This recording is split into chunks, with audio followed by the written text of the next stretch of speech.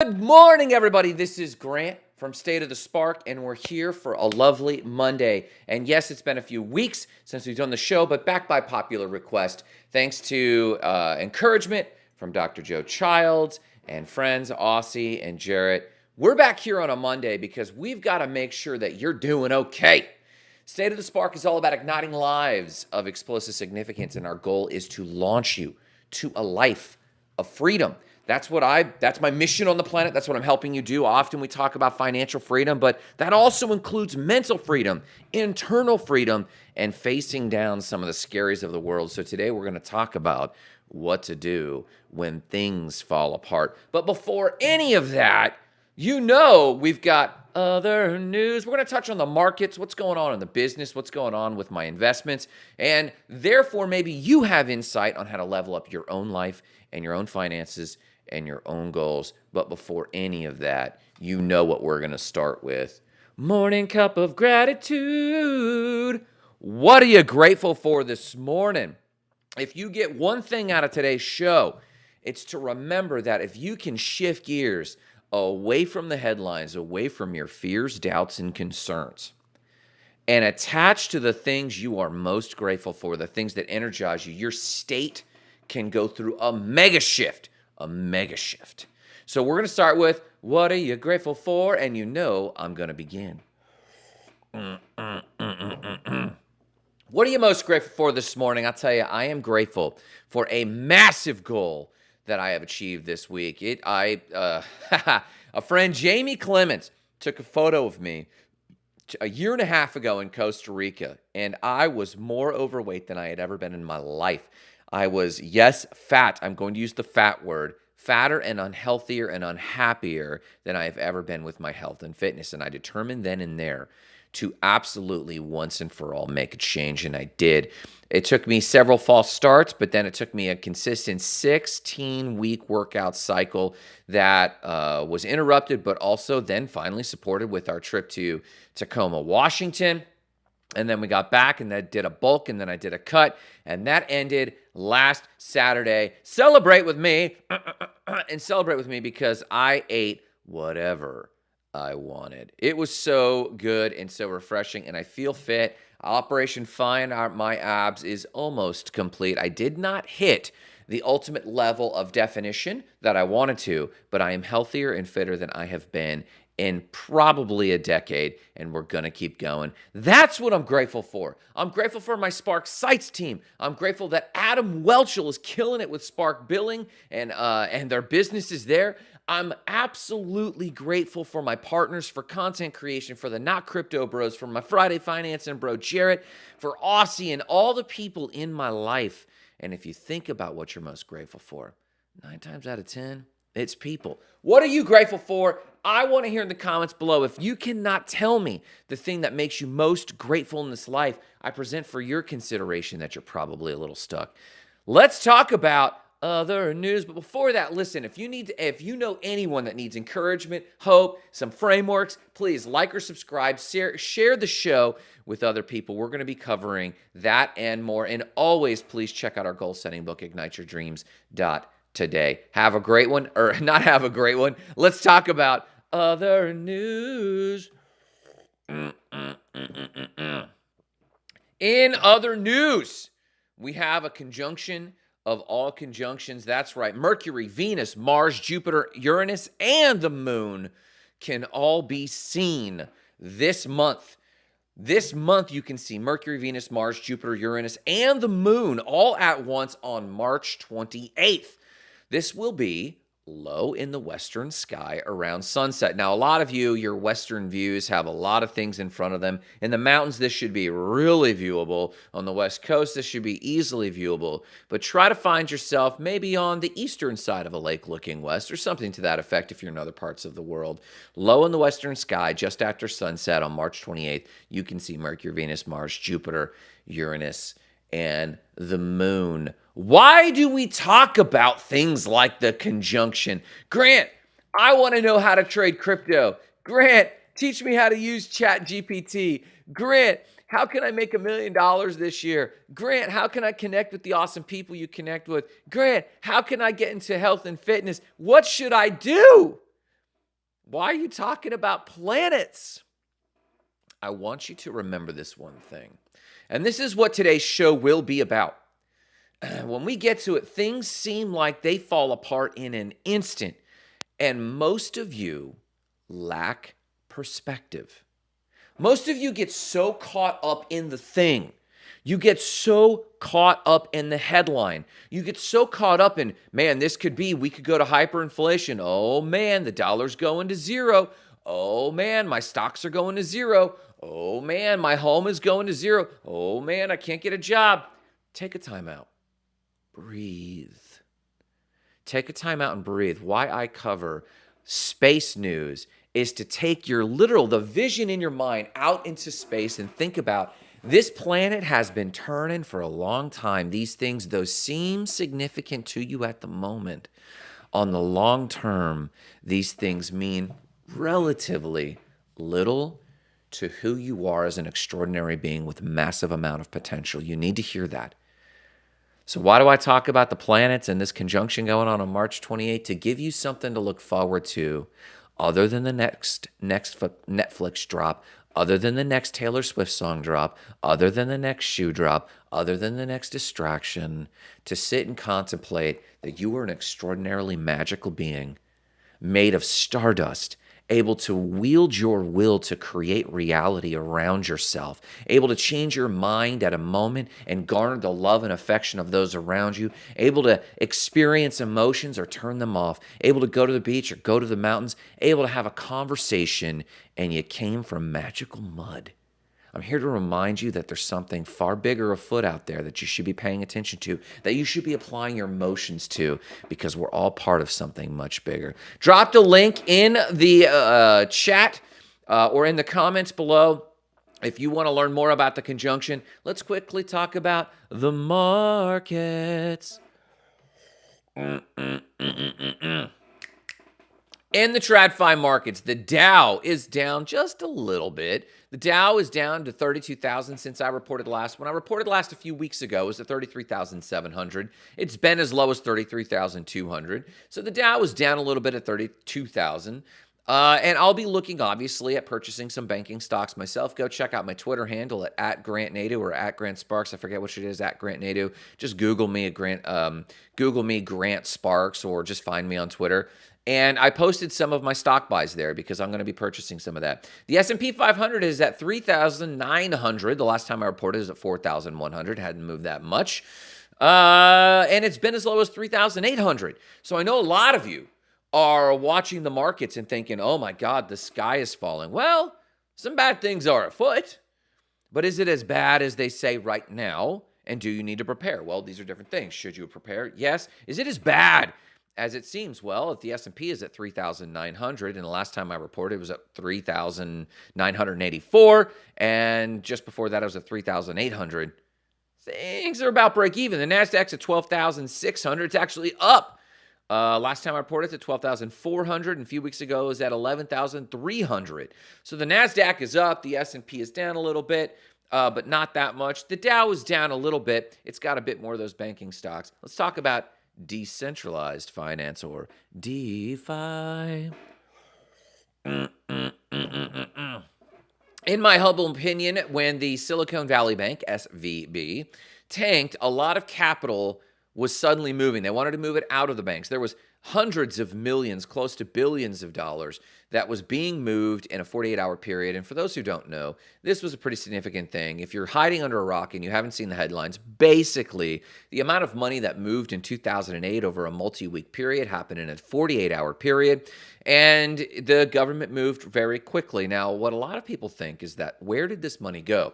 Well, are they just putting it in another bank? Well, there's a lot of fears of a banking crisis right now. A lot of people are afraid that the banks will still collapse. So what did these tech-savvy gurus do that are Silicon Valley startups? What did they do with their $10, $50, $100 million in seed funding?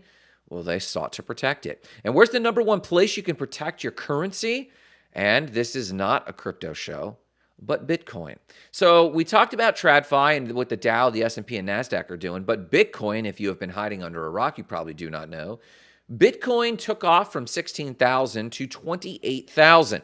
And obviously, my crypto holdings are doing very well as a hedge against the US dollar. But we believe, a lot of us tend to believe, not financial advice, just our opinion, that a lot of this came from capital flying outside of traditional markets into crypto markets in order to preserve capital while we have a high risk of some serious inflation. So Bitcoin at 28,100. The last time I reported a few weeks ago is 22,700. It's been as low as 16,000 when I've reported it. Ethereum at 1,776. Last time I reported it was at 1,600. Not a big change there. A few weeks ago, when Bitcoin was at 16,000, it was at 1,200. Cardano, or ADA, is at 34 cents. Hasn't moved much. When I reported that Bitcoin was at 16,000, Cardano was at 26 cents. Right now, it's at 34 cents, so it's showing some strong growth. And XRP, otherwise known as Ripple, is at 38 cents. The last time I reported it was at 39 cents. And when I reported that Bitcoin was at 16,000, it was at 34 cents. All in all, crypto is showing strong signs of massive capital influx, and it is my opinion, and just my opinion and not financial advice, it is my opinion that the banking, and if you've looked at the banks at all, and this is not what other news is about today, but I encourage you to look into this. The Jerome Powell, the Federal Reserve, and the government all had inklings as of last December, or the December before and last December, that if they were to increase rates anymore, we would see bank failures.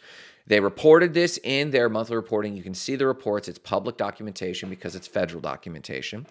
And that documentation shows that they knew some banks would fail, and their hope was that cryptocurrency banks would fail.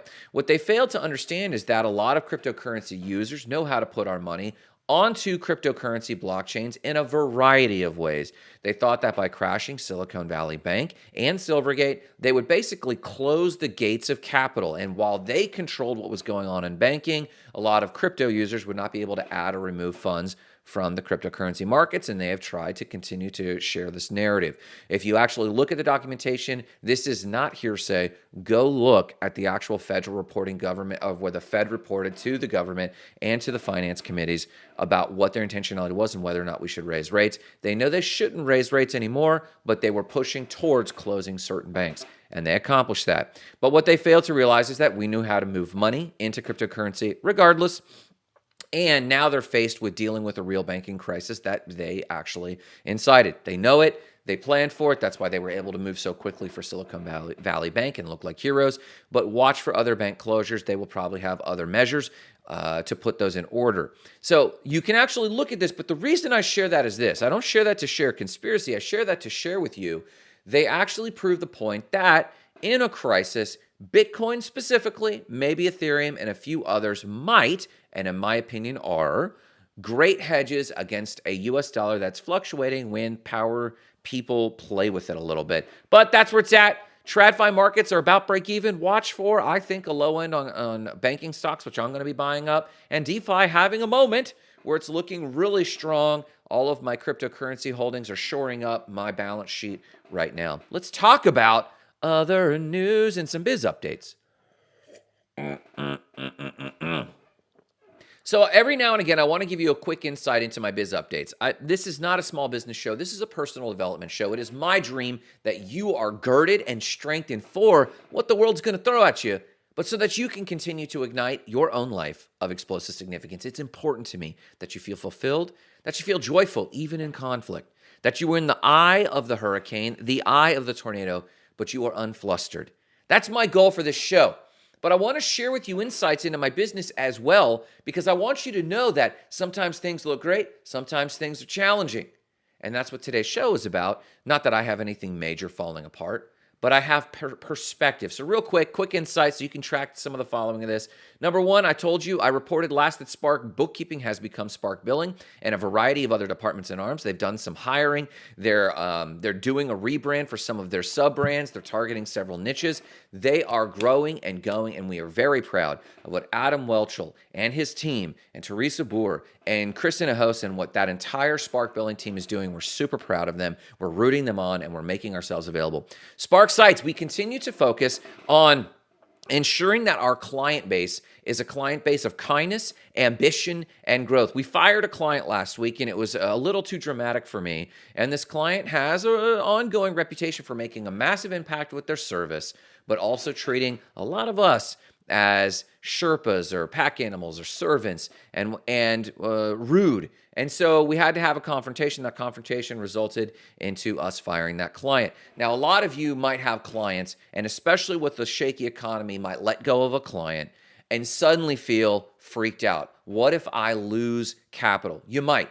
But as long as you're standing up for your values, you message to your employees. I cannot tell you the gratitude my employees expressed to me for letting go of this client. They were so relieved and so grateful that this person was off the books. Our responsibilities to them were gone, because at any moment this client could become rude, agitated, or critical unnecessarily. And we don't need relationships with clients like that. We finished our ChatGPT course. You're welcome to find it. Message us if you want to know more about ChatGPT. And we even have to update that. And we're moving into Q2, where we focus even more on the products that we're bringing you to educate you, empower you, and train you so that you can succeed in your small business. Our Wonderland Investment Group has been dollar cost averaging Bitcoin, and right now that's looking like a smart play. We're going to find out. I'll have updates for you on that. And on the real estate side, we just submitted a contract, and we're waiting for that contract to get accepted this morning in the Cocoa area, in the Rockledge area. And this is a new 4-person, 4-bedroom, 2-bath piece of real estate. They're asking $325 for it.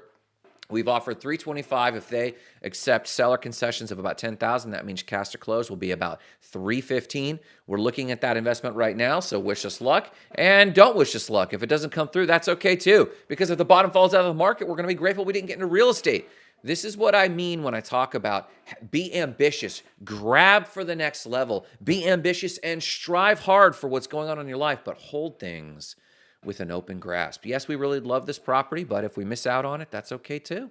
That's okay too. And then traditional investments, my stocks are doing up and down. I started purchasing a stock that shorts treasury bonds, and that's a hedge. That's doing pretty good. But honestly, the stocks that we've been buying in dollar cost averaging and reinvesting the dividends are doing better than everything else we're doing. Our Ford stock is doing fantastic. Our Tesla stock is doing fantastic. Our Nintendo stock is doing fantastic. Again, not financial advice, just what I am up to. And right now, zooming out from all of that, Marissa and I are in deep conversations about how we should make sure that we are protecting our investments. Because remember, State of the Spark is all about igniting lives of explosive significance and feeling free in any scenario. And freedom means that you have a huge responsibility to make decisions along the way. So right now, we're making decisions right now of how do we lock in our wealth. We're realizing that wealth building isn't a state you achieve. It's a little plateau you hit, and everyone rises and everyone falls. But the decisions you make when you rise to lock in that wealth, when the rest of the market falls, is the challenge. And there's an art to it. There's an intuition to it. There's a science to it. And so we're learning this very process. And right now we're sitting on a little bit of real estate wealth, and we're wondering, how do we lock this in for the next level up and at the same time position ourselves for what looks like could be a little bit of a market downturn? How do we go to cash? Well, cash itself could go into hyperinflation. That's not so good. We now have cryptocurrencies. We could move our money into stable coins so that they stay stable while the US dollar tanks, and then we could move them back into the traditional markets once the market has bottomed out. We're looking at what the next best play is. So I share all of that with you to let you know the journey is not straightforward. The journey is up and down. The journey is not always clear. You don't always know what to do. But it's an attitude of A, gratitude, B, ambition that will take you to the next level. Let's talk real quick about when things fall apart. Believe it or not, things fall apart. Or, at the very least, they feel like they do. The feelings of overwhelm can hit you. Whether or not a week ago now, over a week and a half ago, Silicon Valley Bank collapsed, Silvergate collapsed, and we heard a lot of banking news, and there was a threat and fear of a banking collapse. Now we're finding out that they knew that they were collapsing banks, if you just look at the records. And that can be overwhelming and trigger some emotions, especially if you're looking for work or you're trying to get ahead in life or in your early 20s trying to move forward and establish yourself. That can be scary. I remember in 2001, as I was getting my life started, I was facing the internet bubble collapse. I was facing the tech collapse. I was facing 9/11 and the threat of another world war. And we still went to war, But then I was faced with the Patriot Act and a lot of things that I didn't know who to trust and where to go. I was facing my own things. Every generation in their 20s and 30s looks around and feels like things are falling apart. And those are just the macro challenges that you can't affect, that you have very little agency over. At Stay the Spark, we talk about igniting lives of explosive significance because I want to imbue in you the ability to execute on personal agency no matter what's going on around you. But sometimes personal lives can collapse on you too. Losing a loved one or missing out on our childhood home, I was reminded this past weekend how heartbreaking it was to know that I had no stake in the not just inheritance, but the land that my grandmother left behind, because it meant so much to me. I couldn't even go back to the property. I couldn't even get involved in the process because I was blocked out for reasons. Heartbreaking to miss out on something that impacted my childhood so much. Meanwhile, while you're on a come up, you look around to the left or right of you. I've been on a come up from a fitness perspective that I'm very proud of, and I'm going to go even deeper and even harder. I'm going to do the same in my business investments. I'm going to do the same with our shows. And I've got people around me questioning, why are you always doing that show? Why are you doing the Not Crypto Bro show? Why are you doing Friday Finances? Why are you doing the Monday morning show? Aren't you doing anything more productive than that? Why are you launching a ChatGPT course? Why aren't you just selling websites? Why aren't you just doing what I expect you to do? Have you heard voices like that from those around you who have been your supporters? When you're on a come up in a personal life, you could lose out. Oh, this is my boy. Aussie, good morning. Love that you're doing this show again. Aussie, you inspired me to do this show again. Joe Childs inspired me to do this show again. This show is so much closer to my heart than almost anything else we do. Friday Finance is supremely important that you, as a powerful agent of change for yourself and for others, are in control of your finances. Not Crypto Bros. You should be doing something fun with people you like, which we do with Aussie. We share this show together. He does decentralized news. Please go check out decentralized news. We do the show because it's fun, it's cutting edge, and it positions our finances and wealth at a place we need it. But why am I doing this show? Because this show is the anchor points in my own life and to what I hope for you, and that's to ignite your own life of explosive significance, to feel personal agency. And today's show is what to do when things fall apart. Whether it's the SBV collapse, whether it's something good, whether you have good things going on. When you have good things going on, for example, if they accept our contract on this real estate investment that we applied for this weekend, our life gets very complicated very fast. We'll spend the next 3 months closing on the property, justifying our finances, preparing that property for renters, having to find renters, having to find the right rental, losing out on an inspection, having to get a new inspection, finding scary things in the inspection, having to go back and negotiate. Things fall apart, or at least they feel like they do, both when things are good and when things are bad. I call this black dot on a white wall syndrome. If you go to a cutting-edge art gallery and you see a black dot on a white wall, you're like, oh, what's this doing? But you completely miss out on the white wall. This is what happens when I've had to come up in my fitness, when I've had to come up with my wealth, when we've had to come up with our shows, Aussie. We forget and lose perspective that these are massive wins. These are huge to our self-image. These are important to our goals and our goal setting. And then the negative comes up because these things that are shaking around us are shaking up our sense of security. The trick is we weren't totally settled in our image of who we were becoming yet. Not pragmatically, not relationally, not fitness-wise, not economically. But that's okay. Sometimes the timing mismatches. Sometimes we don't have those new supports in place. Sometimes we don't have that extra emergency fund we thought we'd have by then. But sometimes we still have to face the things that are falling apart and let them go. Sometimes it's external things like the Silicon Valley Bank collapse. Sometimes it's personal things. But what's worse is when these things happen together. I just mentioned in other news that there's a conjunction happening on March 28th, and I highly recommend you go out there to get Planetary perspective so you realize how small and insignificant these things actually are, and so you can laugh at yourself and your silliness and the world and then come back like a beast. But it is tough when these externalities overlap in a conjunction with these internal things, these external headlines, and then personal things, these macro things you cannot affect, and these personal things that you thought were so close to your heart. Pranita from India says, hello. Pranita, hello to you. I hope you were doing fantastic this morning in India. The feelings of overwhelm of the economic challenges going on with the banking collapse and the economy and the devalued dollar. The war in the Ukraine, and your blood pressure goes up to about a 4. And you can handle that most days of the week. But then the feelings of overwhelm come at you of personal challenges. That real estate deal falls through. You lose out on a childhood home, as both Aussie and I are sharing some challenges in that arena. Or your fitness goals don't go to plan. Or a relationship falls apart that's very close to you.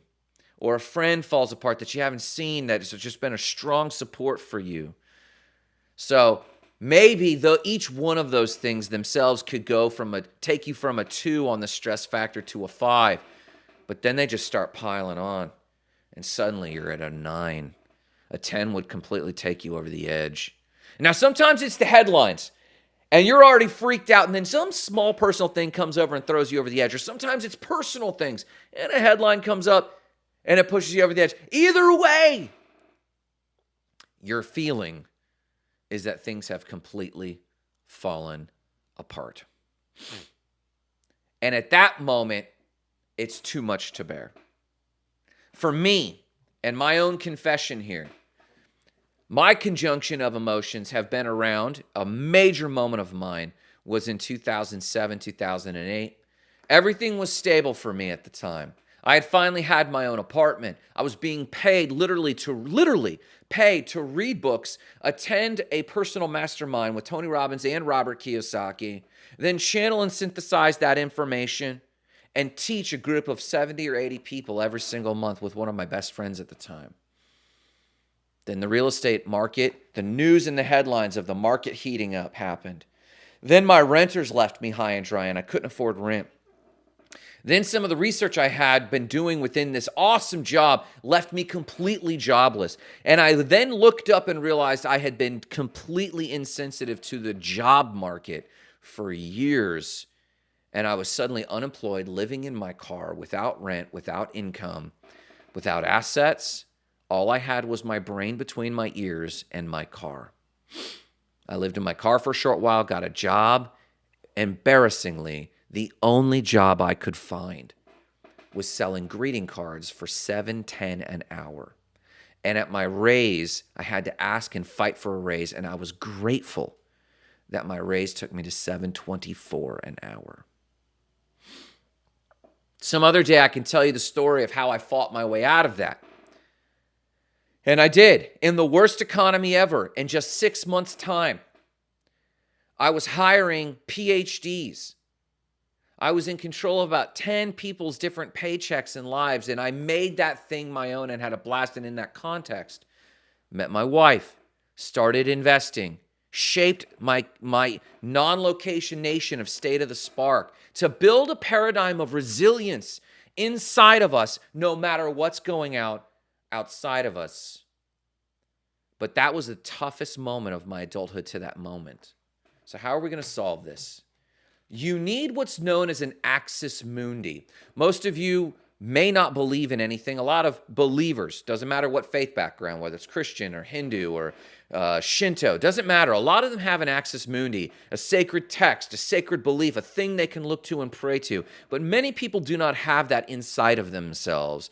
And so what should have been a freedom framework for actually navigating challenges, there's just suddenly a sense of nothing. They borrowed that framework, and it looked like stability from loved ones. They borrowed a framework from what looked like stability from their life the way it was and their expectations of their outcomes. They were basically codependent, not only emotionally, but from a stability and framework perspective. Now that all that got shook, they need that.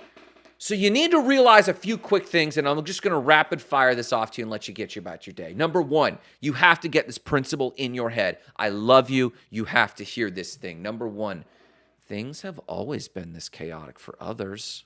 Always. That's not to trivialize what you're going through, but it's to give you a little perspective and to pull you out of, woe is me, the world is against me. The world is not against you. The world is simply against. It's called entropy. It happens, and everyone pulls the short straw at some point. Not to trivialize what you're going through, but to give you perspective that I should be strong enough to get through this too. If they are, I can. Number 2, you've just had a lid on everything up until now. You've had what is known in some circles as a stable datum. You've had things that you could rely on so much you could just ignore. Gravity. I don't get out of bed and worry about gravity. Whether that was your family, whether that was that piece of real estate, whether it was where you laid your head, whether it was your car, your career, your loved one, your spouse, you just had a lid on it because you've assumed that these things are good and they don't need to be maintained. I got it on lock. If there's a loved one in your life that's shaky and they're moving on, you have to ask yourself, have I been taking care of that golden goose, or have I only been trying to extract the eggs? I could kill the golden goose right now and get any eggs in it. Or have I been taking care of it and feeding that thing?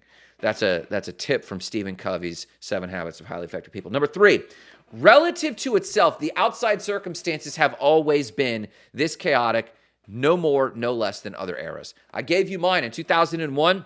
Massive layoffs in the airline industry. I lost my job to a global bubble popping and the pandemic. That was number 1. And just 6 years later, I lost my job again to the real estate bubble popping and losing everything then, and the world was ending then, and it was going nuts.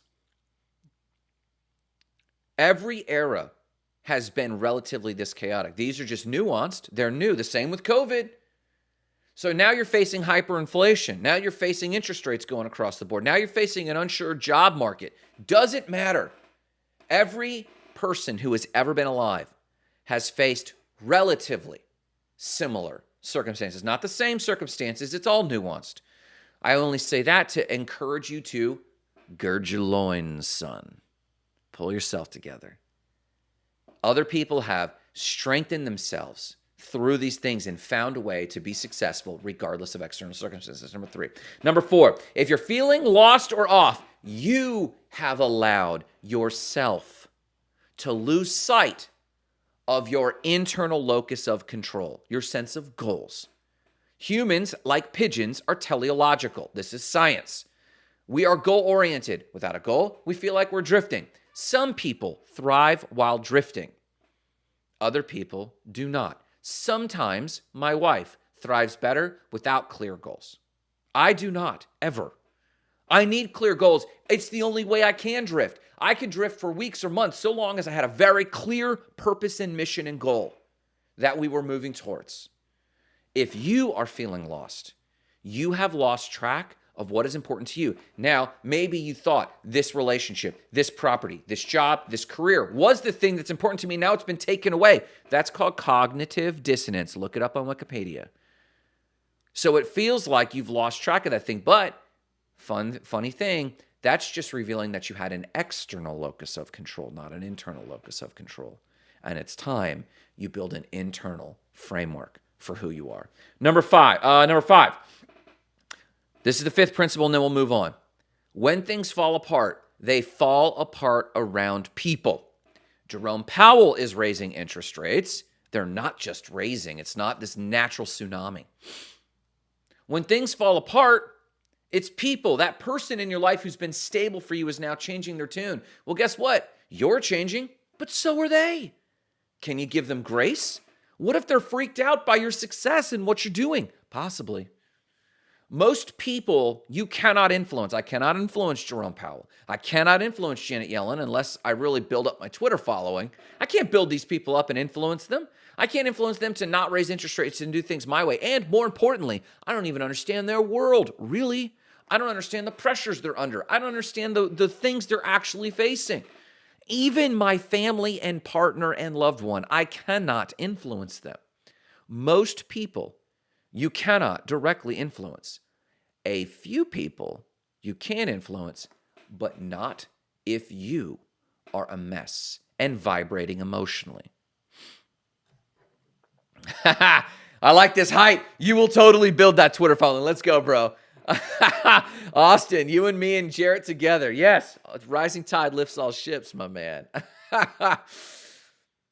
But if you are a mess internally, what is everyone around you looking for? They're looking for certainty. I heard it said once, when you walk into a room, the person with the clearest vision wins, always. The person with the clearest vision wins when you walk into a room. The question is do you have a clear vision? Now, you might have worked really hard for your clarity of vision, but they had a clearer vision.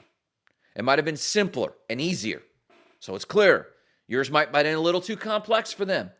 You know what? That's okay. You hold things with an open hand. You say, I won because I gave it a shot. I stepped up to bat and swung my hardest and gave it the best. I still need to win, so I need to keep working, but this at bat, I lost. That's okay. I need to go find another one. So those are the 5 principles. Things have always been this way. You've always had a lid on it until now. Relative to itself, it's always been this chaotic. Number 4, if you're feeling lost, it's because you lost track of your internal locus of control. And number 5, when things fall apart, it falls apart around people. And if you're a mess, other people around you are probably a mess too. They're just expressing it differently. And the only purpose of that is to build empathy. So what can you do? Here you go. A few quick points, and I'll leave you with your day. Number 1, stop. Stop. Give yourself permission to stop expecting things for at least a day. Stop. Give yourself permission to put everything on hold. All my responsibilities. Can I take a mental health day? I heard it said if you can't take a day, you don't have a life. You don't have a life if you cannot take a day off. We put all these pressures on ourselves. The outside world might have expected things of us, but we chose to take that on. We chose to live up to this standard or that standard. Therefore, we can take a pause. Stop. Number 1, S, stop. Number 2, kindness. Keep in kindness. If you are not in a state that you can imbue kindness, just take a minute away from everybody. You got to start with kindness, because if you set boundaries without kindness, you're an a-hole.